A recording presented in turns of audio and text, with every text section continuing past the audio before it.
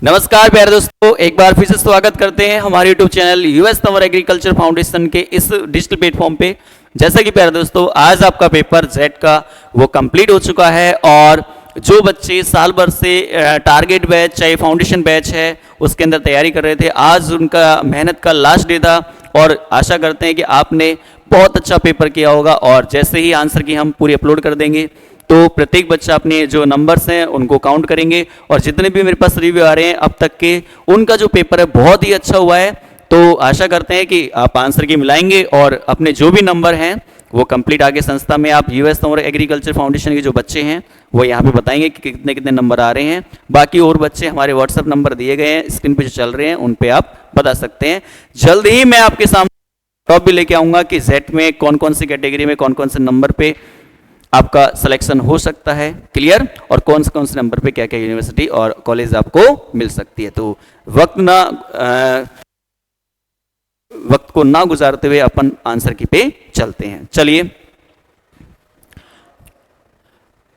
Biology के answer की आपको सर बता ही चुके हैं, क्लियर। या केमिस्ट्री जो आंसर की है मैं आपको बताऊंगा और यहाँ पे जो कुछ मैम पढ़ाएंगी, मैम बताएगी आपको, क्योंकि ऑर्गेनिक जो केमिस्ट्री है, ठीक है, मैम पढ़ाती है तो मैम बताएंगे आपको आंसर की। तो चलते हैं इनऑर्गेनिक और फिजिकल के ऊपर। कुछ क्वेश्चन एग्रीकल्चर केमिस्ट्री के भी हैं भाई, ठीक है, तो उसके आंसर की आप सुनते चलेंगे। एक रसायन जो पेप्सिन के स्राव को उत्तेजित करने का कार्य करता है उसे क्या बोलते हैं भाई? स्टामाइन बोलते हैं। उसको क्या बोलते हैं? स्टामाइन बोलते हैं, ठीक है। तो ये 12वीं जो आपकी 12वीं बोर्ड है उससे क्वेश्चन पूछा गया है, ठीक है, एग्रीकल्चर केमिस्ट्री का क्वेश्चन है ये। नेक्स्ट अगर बात करें अपन, ये मैम कराएगी आपको, ये भी। नेक्स्ट 5वां जो प्रश्न है उस पर ध्यान देंगे भाई। निम्न में से कौन सा एडम उत्प्रेरक के रूप में जाना जाता है? तो PtO2 जो है वो एडम उत्प्रेरक के नाम से जाना जाता है। बहुत ही अच्छे तरीके से नोट्स में लिखा हुआ है। नेक्स्ट अगर बात करें, निम्न में से कौन सा उभयनिष्ठ नाभिक स्नेही होता है? बहुत ही अच्छे तरीके से बताया था मैंने आपको, उभयनिष्ठ नाभिक स्नेही। हालांकि ये तीनों कार्य करते हैं और नाभिक स्नेही जब आ जाए इसका मतलब आंसर दीज आपका कंप्लीट होगा, ठीक है। नेक्स्ट अगर बात करें, क्योंकि नाभिक होते हैं भाई जिनके ऊपर लॉन्ग पेयर या फिर नेगेटिव चार्ज होता है, ठीक है। CH4 का आकार में बात करूं, CH3 का आकार में बात करूं तो यहां पे इस बच्ची ने सही के एकदम त्रिकोणीय समतलीय, जो आंसर होगा इसका बिल्कुल सही एकदम, ठीक है। नेक्स्ट आणविक सूत्र C5H10 वाले स्टीरियो आइसोमर्स जो बनेंगे वो सहित कितने चक्रीय यौगिक? देखो क्वेश्चन जो पूछा गया है वो चक्रीय यौगिक के लिए पूछा गया है, क्लियर। टोटल जो बनेंगे वो बनेंगे 6। कितने बनेंगे? 6। एक नॉर्मल बनेगा, टोटल मिला के 7 होते हैं, लेकिन चक्रीय पूछा गया तो आंसर कितना आएगा भाई? इनमें से किसमें 3 केंद्र 3 इलेक्ट्रॉन पाइबंद हैं? मैम बताइए आपको क्वेश्चन। निम्न में से कौन सा कार्बनिक यौगिक में मौजूद हैलोजन, ठीक है, ये भी मैम का क्वेश्चन है।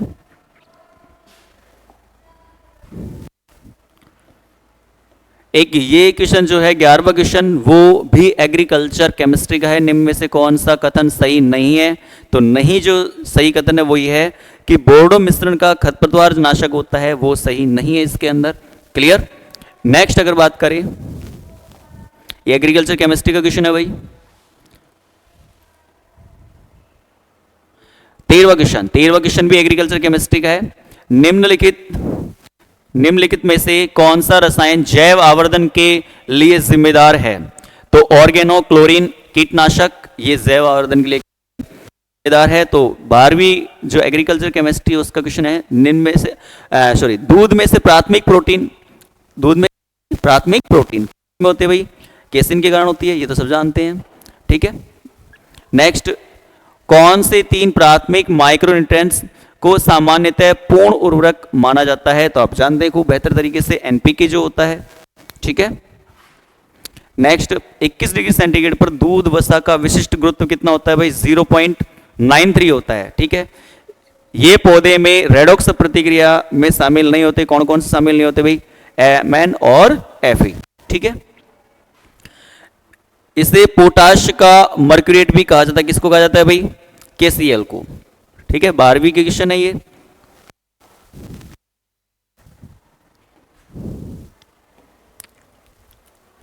अम्लीय मिट्टी में फास्फोरस की उपलब्धता अधिशोषण व अवक्षेपण के कारण कम हो जाती है, तो वो कौन से हैं तत्व? तो Fe और एल्युमिनियम ऑक्साइड। लगभग 80% फास्फोरस मिट्टी के जड़ों के सतह तक किसके माध्यम से पहुंच जाता है भाई? विसरण के माध्यम से, विसरण के माध्यम से। नेक्स्ट अगर बात करें, जो ब्लिस्टर कॉपर है वो कौन सा होता है भाई? अशुद्ध कॉपर होता है। कौन सा होता है? अशुद्ध कॉपर। नेक्स्ट अगर बात करें, डी ऑर्बिटल्स का आकार इनमें से कोई नहीं, क्योंकि गोलाकार भी नहीं होता, डमलाकार भी नहीं होता, जटिल भी नहीं होता है, इनमें से कोई नहीं, द्विडमलाकार होता है भाई। नेक्स्ट अगर बात करें,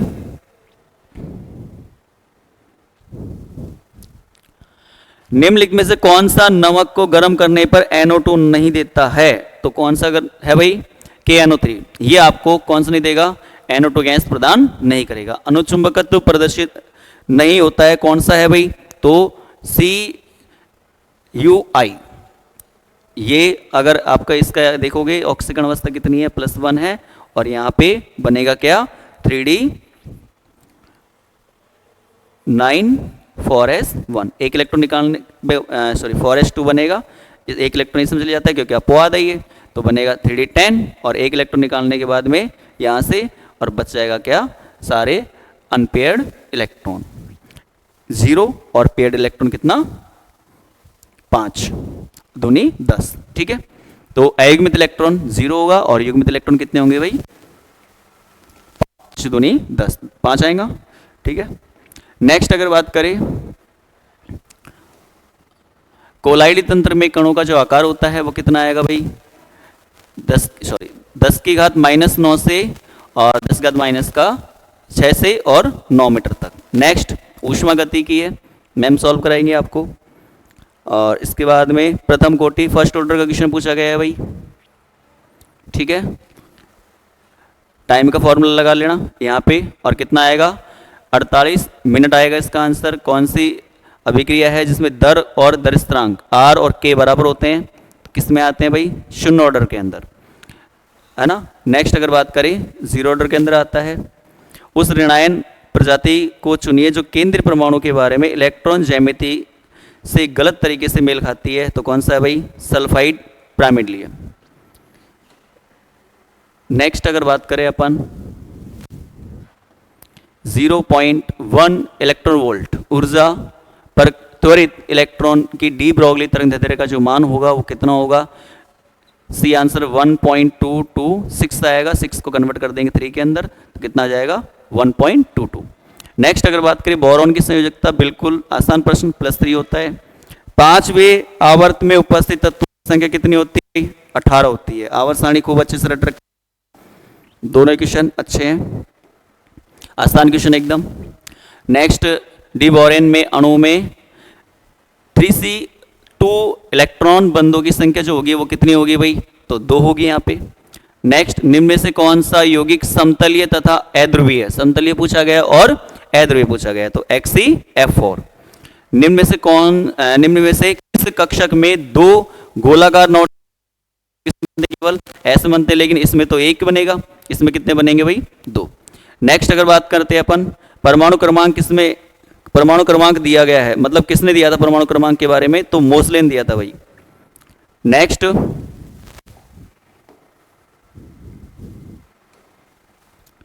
मुख्य क्वांटम संख्या में वृद्धि के साथ हाइड्रोजन परमाणु के आसन्न ऊर्जा स्तरों के बीच ऊर्जा अंतर में कमी आती है। आपने पढ़ा होगा हाइड्रोजन स्पेक्ट्रम, नाभिक, पहला ऊर्जा स्तर, दूसरा, तीसरा, इनकी ऊर्जाएं होती है -13.6 इलेक्ट्रॉन वोल्ट। ठीक है, तो जैसे जैसे बढ़ते जाएंगे ऊर्जा स्तर में क्या होती जाएगी? कमी होती जाएगी। बीचों के जो इनका अंतर है उनमें क्या होती जाएगी? कमी होती जाएगी। नेक्स्ट, 27 डिग्री सेंटीग्रेड पर 8.21 ATM दाब दिया गया आपको 3 लीटर, और O3 के कुल कितने मोलों की संख्या होगी? तो 1 मोल इसका आंसर सॉल्यूशन करोगे तो आपको मिल जाएगा। नेक्स्ट अगर बात करें अपन, अच्छा कंप्लीट हो गए, 40 हो गए। ठीक है, तो बाकी जो प्रश्न है बचे हुए उनका सॉल्यूशन आपको मैं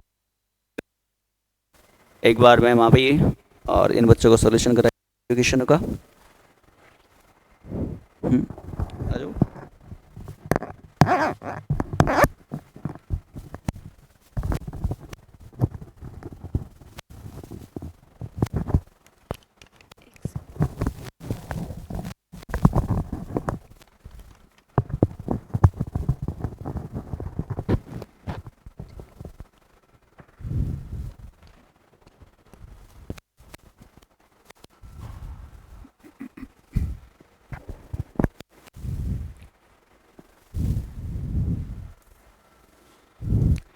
हेलो बच्चों, तो welcome to the platform of us tower agriculture foundation.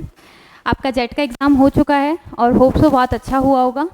तो हम लोग जो ऑर्गेनिक के कुछ क्वेश्चंस बचे हैं उन्हें हम लोग करते हैं। अभी 10 to 15 क्वेश्चंस है, बाकी सारे आपको सर ने करा ही दिया है। और आपका पेपर वैसे भी बहुत अच्छा हुआ होगा क्योंकि केमिस्ट्री में जितने भी वही आए हम लोगों ने कॉपी करे हैं और हम लोगों ने करवाए हैं। ठीक है, तो यहाँ पे देखो सेकंड नंबर का क्वेश्चन, नेवोलेक का मोनोमर है। नेवोलेक किससे बनता है? नेवोलेक एक पॉलीमर है जो कि बनता है फिनॉल से और फॉर्मेल्डिहाइड से। फिनॉल और फॉर्मेल्डिहाइड से जब वो यौगिक बनेगा उसमें सबसे पहले बनेगा ऑर्थो हाइड्रोक्सी मैथिल फिनॉल। तो ये इसका आंसर है, option number C. Then third number का क्वेश्चन देखो, निम्नलिखित कार्बोक्सिलिक अम्लों में से वह अम्ल है जो कि मैथिल अल्कोहल के साथ सबसे धीमी दर पर अम्ल उत्प्रेरित एस्टरिफिकेशन से गुजरता है। एस्टरिफिकेशन हम लोगों ने पढ़ा है, एस्टरिफिकेशन के अंदर कार्बोक्सिलिक अम्ल की अभिक्रिया करवाते हैं हम लोग अल्कोहल के साथ में। तो अल्कोहल इन्होंने बताया हुआ है मैथिल अल्कोहल है, और मैथिल अल्कोहल की अभिक्रिया जब हम किसी कार्बोक्सिलिक अम्ल से कराएंगे तो कार्बोक्सिलिक अम्ल के साइड में कम आर ग्रुप लगे होंगे, यानी अच्छे से अभिक्रिया होगी। यानी कि अगर सबसे ज़्यादा आर ग्रुप यहाँ पे लगे हुए हैं तो इसका मतलब है कि आने वाले OH के पास से यहाँ पे कम इलेक्ट्रॉन आ पाएंगे, यानी कि नाभिक इसमें अभिक्रिया अच्छे से नहीं हो पाएगी। इसलिए ऑप्शन आएगा इसके अंदर सी, सबसे धीमी अभिक्रिया करेगा सी वाला। नेक्स्ट देखो फोर्थ वाला, ये अपचयन का क्वेश्चन है। इसमें पूछा हुआ है एसिटाल्डिहाइड और एसीटोन दोनों को संगत एल्केन में परिवर्तित करेगा। अगर हम लोग बात करते हैं अल्कोहल करने की, तो अल्कोहल करने के लिए हम लोग लेते हैं NaBH4, LiLH4 और Na के साथ में अल्कोहल। ये सब हम लोग लेते हैं कि हम लोग अल्कोहल बनाने के लिए, लेकिन हमको अल्कोहल नहीं बनाना है, हमको एल्केन। एल्केन बनाने के लिए ये वाला रिडक्शन होता है, इसे बोलते हैं क्लीमेशन अपचयन। तो ऑप्शन आएगा डी वाला। आगे देखो,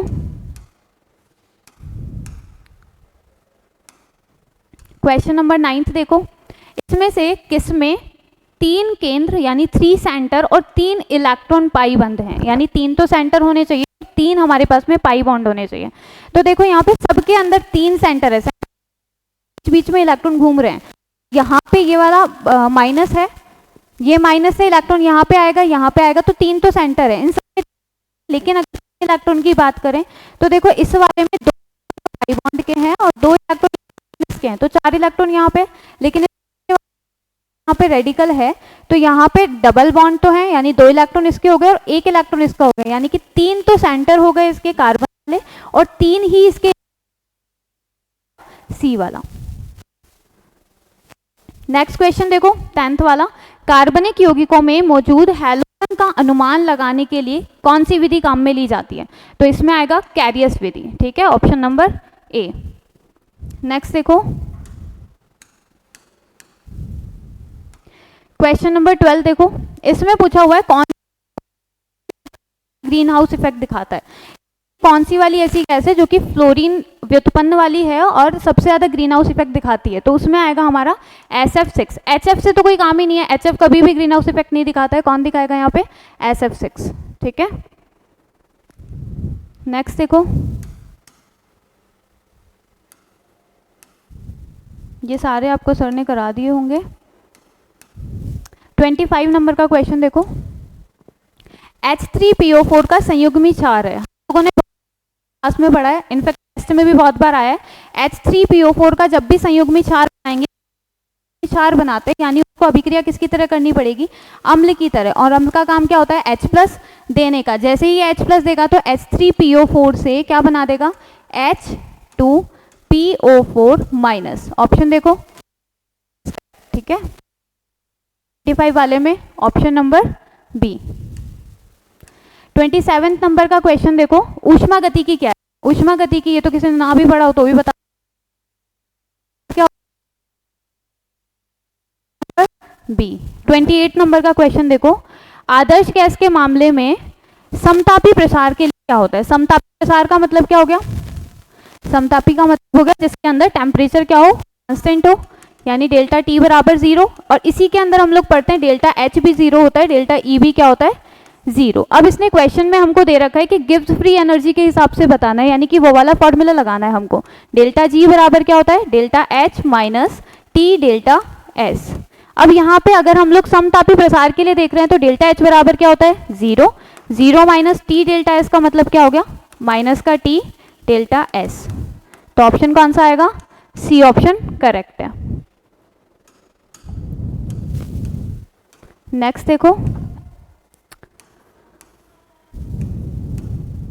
आई थिंक सर ने सारे करा दिए आपको। और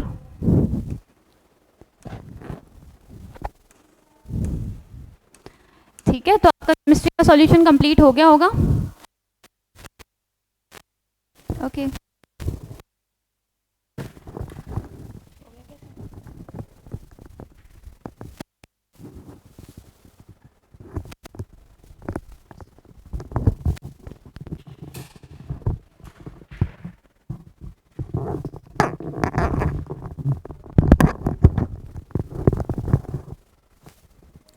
हाँ भाई, तो आपको पेपर सॉल्यूशन केमिस्ट्री का हमने करा चुके हैं।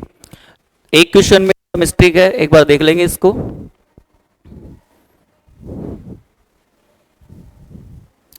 ये जो 40वां क्वेश्चन है, इसके अंदर परमाणुओं की संख्या पूछी है भाई। आप जैसे इसका फॉर्मूला लगाएंगे, क्योंकि 27 डिग्री सेंटीग्रेड इसको केल्विन में चेंज करेंगे अपन, तो 273 प्लस 27 बराबर कितना हो गया भाई, 300 केल्विन। क्लियर।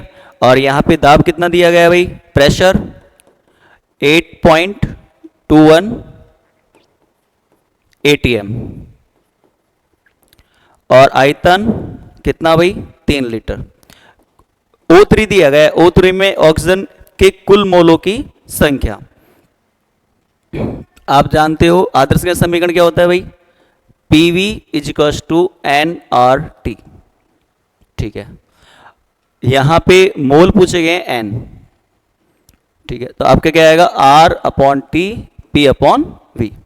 तो यहां पे R कितना होता है, गैस नियतांक कितना होता है भाई, 8.21। इसको इधर लिख लेते हैं एक बार। R बराबर हमको दिया है n बराबर RT अपॉन PV। R बराबर गैस नियतांक होता है, गैस नियतांक कितना होता है भाई, 0.0821 इनटू टेम्परेचर कितना दिया गया है, 300 केल्विन बटे, इसके बाद में प्रेशर कितना है भाई, इसका है 821 इनटू, और आयतन कितना है, 3 लीटर। हालांकि देखो इसके जो मोल हैं इसको उठाएंगे अपन, इधर से 2 उठाएंगे, तो यहाँ पे कितना आएगा, नीचे मल्टीप्लाई में 100, 2 जीरो से क्या काट देंगे, 2 जीरो, एक, और ये कितने बार कट गया, पूरा एक बार। टोटल जो मोल्स आ रहे हैं वो तो एक ही आ रहे हैं। ठीक है, अगर परमाणु पूछ लेता तो परमाणु आते कितने भाई, 3 से मल्टीप्लाई करते इसको अपन, और सीधे परमाणु ऑक्सीजन के कितने आ जाते, 3 आ जाते। लेकिन यहां पे आपसे मोल ही पूछा गया है, इसलिए आंसर कौन सा होगा, 1 मोल। सही है आंसर। ठीक है, 1 मोल ही होगा। अगर परमाणु पूछा जाएगा तो आंसर कितना आएगा भाई, वो 3 आएगा। अभी आंसर इसके अंदर मोल पूछे गया, ऑक्सीजन कितने मोल हैं, तो कितना मोल है, 1 मोल है। ठीक है, तो आंसर की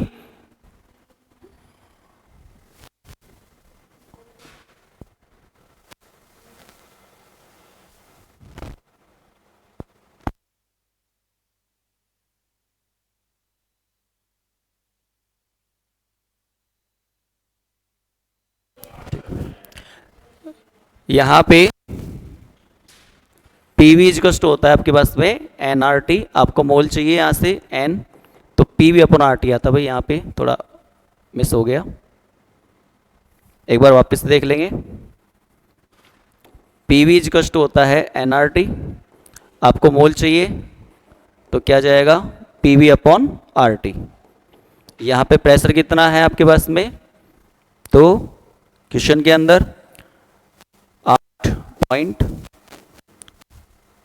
इंटू आपके पास आयतन कितना है, गैस का आयतन 3 लीटर बटे आर कितना है, गैस नियतांक 0.0821 इंटू टेम्परेचर कितना दिया गया है, 300 केल्विन। इसको यदि सॉल्व करोगे आप तो देखिए यहाँ से कितना आएगा, नीचे 2 जीरो आएंगी और इसको सॉल्व करोगे तो कितने आएंगे, ऊपर 4 जीरो, 2 जीरो से 2 जीरो, 2 जीरो से 2 जीरो, 3 एकम 3 और फाइनली कंप्लीट कर गया तो n बराबर कितना है भाई 1। ठीक है, कुल मिला के टोटल कितना आने वाला है, 1 ही आने वाला है। ठीक है, तो पक्षांतर करने में थोड़ा मिस्टेक हो गई, कोई बात नहीं है, लेकिन आंसर जो आएगा 1 आएगा। अगर परमाणु की संख्या की बात की जाए तो टोटल कितने आएंगे भाई 3। तो टोटल कंप्लीट आपको सॉल्यूशन केमिस्ट्री का हम दे चुके हैं। इसी प्रकार आपका एग्रीकल्चर का जो सॉल्यूशन है जल्दी अपलोड हो जाएगा। तब तक बने रहिए आप यूएस तंवर एग्रीकल्चर फाउंडेशन के इस डिजिटल प्लेटफॉर्म के साथ। थैंक यू, धन्यवाद।